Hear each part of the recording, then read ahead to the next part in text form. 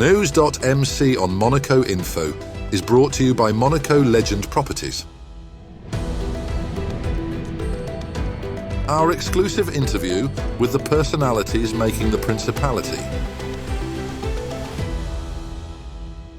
My name is Francesco Mitrano and I am the president of the Monte-Carlo Polo Federation. I am from Italy. I was born in Rome. I lived the first years of my life between Rome and Switzerland. After that I went to Tuscany. I moved to Tuscany where I have a property in Chianti, near Siena, between Siena and Florence. I studied in Rome and then I studied also abroad in the States, also a period. I started political science. I worked for the Italian embassy in London for a short period as an attaché, but also had an experience in the army. I did parachuting during the military period. Involved during the army when I started very young riding horses. And I started when I was 5 years old. I learned to ride the horses. I was in horse jumping. I did some horse jumping competition. But then in the 90s, to a friend of mine, approached the polo. You know, they invited me to see the polo, and I love it so much that I started to play polo. Slowly. And while I had a good background in horse riding, it was quite easy for me to practice this sport.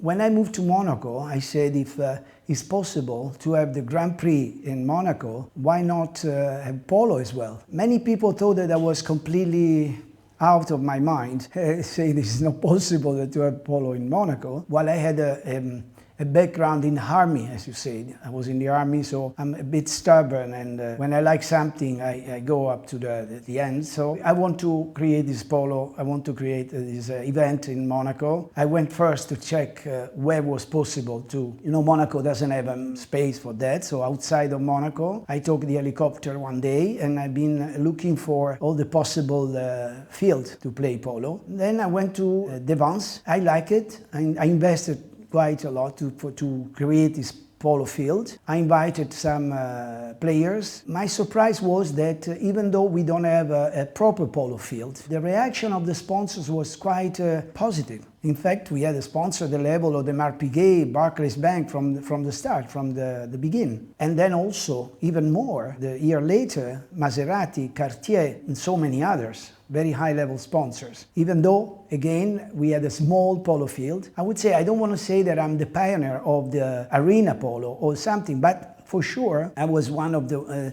who believed that sooner or later the arena polo in a small field would be very interesting. And in fact, the results now, those days, prestigious polo clubs in the world, they build arenas polo. So.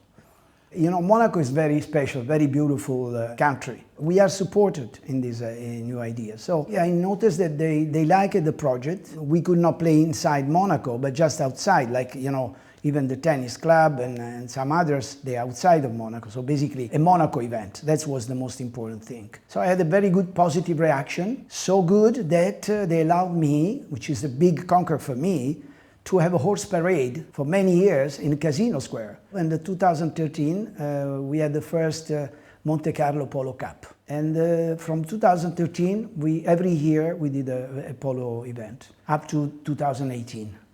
The professional is their life, they work playing polo, so they have many horses. But as an amateur, as a patron, we should have at least minimum 4 or 5 horses, minimum. But I would say 5 to 6 horses. The horse is very important for the game, very important. As the biggest player in the world, they mentioned that almost 60–70% of the result is the quality of the horse. The good thing of polo that you basically, if you wish, if you like, you could play all year round. Because we have the European playing, as you say, mentioned like Sotogrande, which is very Chantilly as well. I went there as well. And then when finished the season here, around the end of September, beginning of October, all the tournaments in Argentina, US, and much more now, recently, the Middle East is getting very strong, very attracted, very interested in polo. So they opening many polo clubs. When I finished the season here, I moved to Middle East. I can play all year. There are not many players in Monaco. That's why it's not one of the biggest federations. But the polo is a sport that is played according to the handicap. We participate to several tournaments all over the world. It doesn't exist a team with all Monegasque players. Most of the time we have to play with Argentinian and others, and according to the level of the tournament. You can play 3 against 3, not 4 against 4, of course, because it's too small, the field. If the field is even smaller, which is absolutely possible, they can play even 2 against 2. But mostly it's 3 against 3, most of the time. The intention is to get again the polo as an Olympic sport. The logistic, it's quite complex. It's not like other sports. Many horses, many things. So it's not a sport that you can take a tennis racket or a ball and play soccer. It's quite complex. But I believe in our federation, and I'm putting even more energy, because I would like this. Our federation grows more and more. The good thing, we had a chance they invited us as a Monte-Carlo Polo Federation, Monaco Polo Federation worldwide. I'm very honored and proud of this, So, but I believe sooner or later there will be again, hopefully, an Olympic sport, recognized Olympic sport.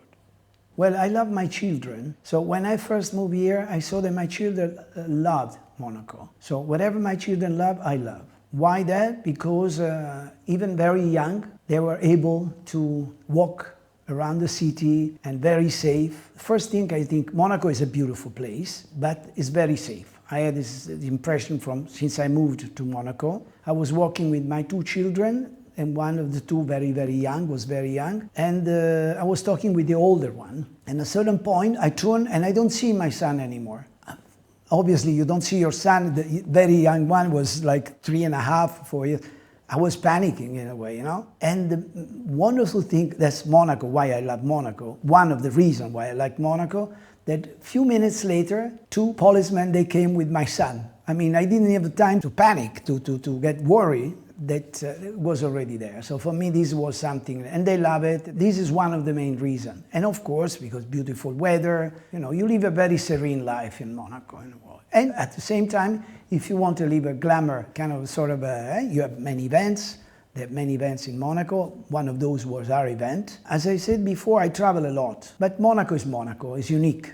That's why everybody, when you talk about Monaco, they dream. As I said before, it's like a dreamland. Everybody dreams to come to Monaco, to see Monaco. But there are many reasons to be happy in Monaco. That's all for today. Thank you for watching News.mc, your English rendezvous on Monaco Info. Discover more interviews and stories on our websites, news.mc and monacoinfo.com. This show was brought to you by Monaco Legend Properties.